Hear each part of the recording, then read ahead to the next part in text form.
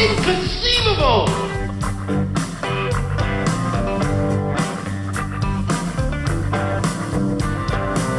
Might be an ambassador, ain't no friend. You might like to gamble, might like to dance. Maybe live with, but I know the world. Maybe a social line with a long string. Hi, welcome to Baby Blue Online video. I've been challenged by my good friend and fellow pirate, Kevin, to see if I could try to do a video online as well.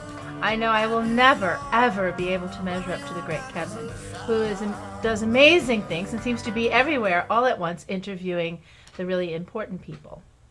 But here I am, somewhere, who knows where, outside of Washington, D.C., and I'm going to attempt my first Baby Blue online VideoCast. Today's topic is the amazing things that are going on in Africa and Texas.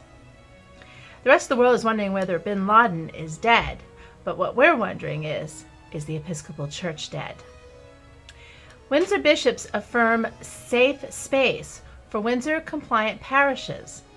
When this is read alongside the Kigali Communique, we're going to be practicing that one. What do we see? Well, I think we see hope. I've been reflecting on the Windsor Bishops Letter, and what strikes me is what he doesn't say. Oh, he doesn't say. This is what it's like doing live video. I think I'm still thinking about bin Laden. What strikes me is what the letter doesn't say, perhaps more so than what it does. For example, the bishops affirm that many congregations within the Episcopal Church need a safe space within which to live out the integrity, interesting choice of words, of their faith in compliance with the Windsor Report. It goes on to state that there are other congregations that do not accept the Windsor Report, but they take the recognition much farther with the Windsor compliant parishes. In fact, they recognize, as 815 and General Convention do not, that we need a safe space. In addition, they also affirm the need of some of us for an alternative primatial relationship. I think that's extraordinary. They defended this need by clearly stating that this response does not weaken our fundamental theological and ecclesial commitment, which is precisely what broke down at the New York Summit, that it is inconceivable. I've been watching Princess Bride. Inconceivable. To 815, the dioceses and bishops could come under the jurisdiction of a different primate. In fact, the Windsor bishops state emphatically that, quote, our unity has strengthened them, and for this we thank God. They're not calling for a why can't we all just get along and be happy approach, but in fact show a true liberalism in opposition to the counterfeit liberalism of canonical hardliners, in that unity comes from rejecting heresy. That affirming structures does not equate affirming unity. What is true unity is found in common biblical faith centered on the risen Lord Jesus Christ. This is the church. The Episcopal Church has made a terrible mistake, I believe, in thinking that structures are the church. That is emphatically not true.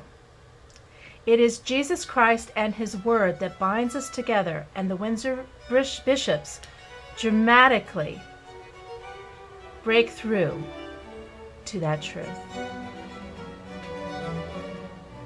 The letter states that, quote, they pledge ourselves to work with our Episcopal colleagues to care for all God's people in our diocese.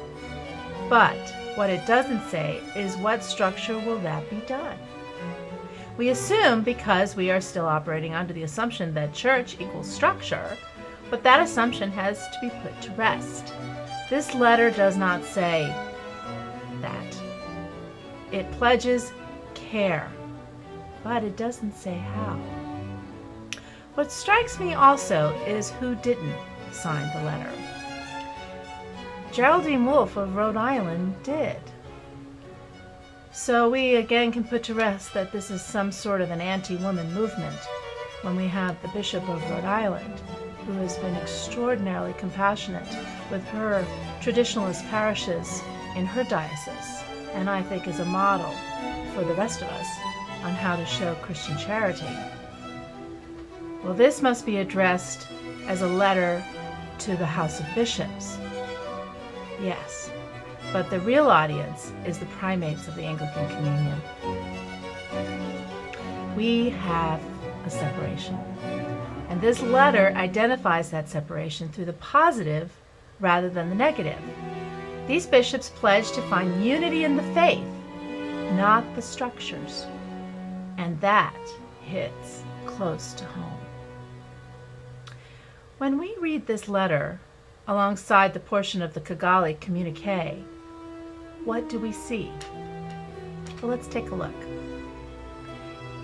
We have asked the Global South Steering Committee to meet with the leadership of the diocese requesting alternative primatial oversight in consultation with the Archbishop of Canterbury, the Network, and the Windsor Diocese, to investigate their appeal in greater detail and to develop a proposal identifying the ways by which the requested primatial oversight can be adequately provided. Note that they talk about the Windsor Diocese, and the Windsor Diocese are the ones who came to Camp Allen.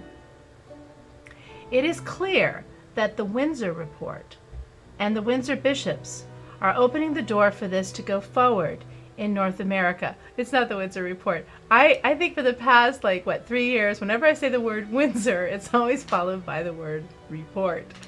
But in fact, it is the Windsor Bishops, and I guess we're going to have to start practicing that new phrase. It is they who are opening the door for this to go forward in North America by refusing to denounce alternative primatial oversight. And what does that mean? I think it means hope. Thanks for watching. This is Baby Blue Online with her very first video, and I thank you for your time. God bless you.